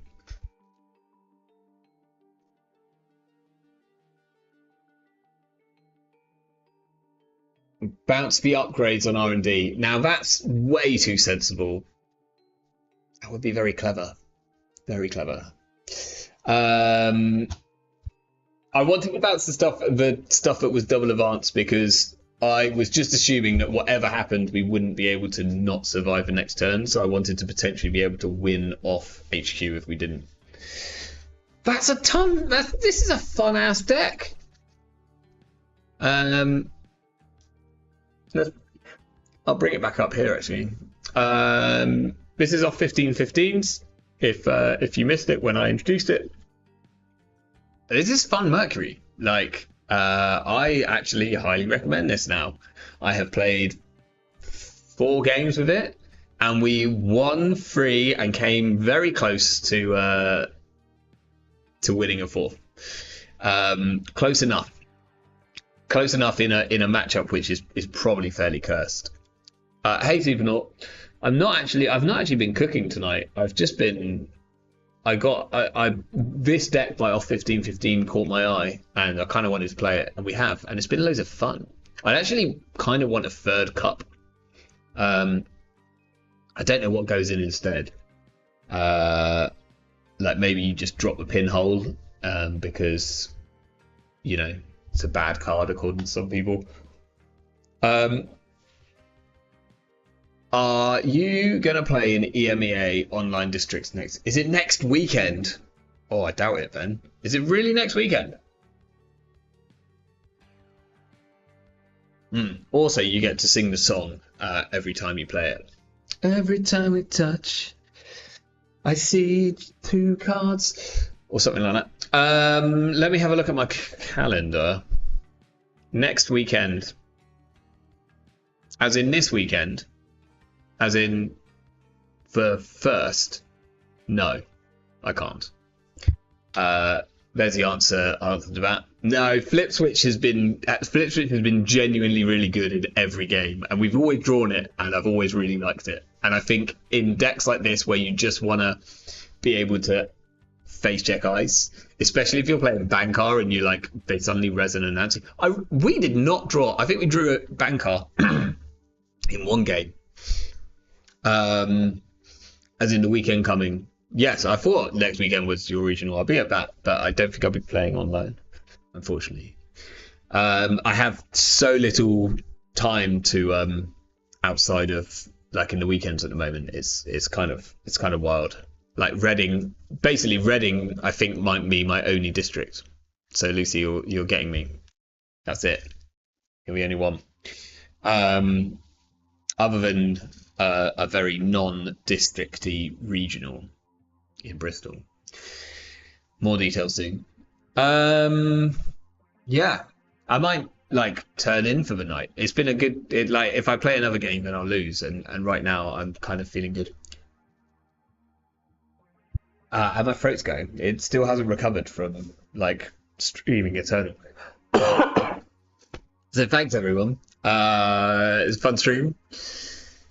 And what's next week? What's happening next week? Don't know. Someone send me an idea of something silly to build because I haven't thought of anything really dumb recently. So I might need some. Well, I have, but it's all been in Eternal, and I need to build some stuff which is not in Eternal for a change. Otherwise, we'll just go back to building the Scorp. But yeah, thanks everyone. It's been popping off in chat tonight. It's been lots of fun.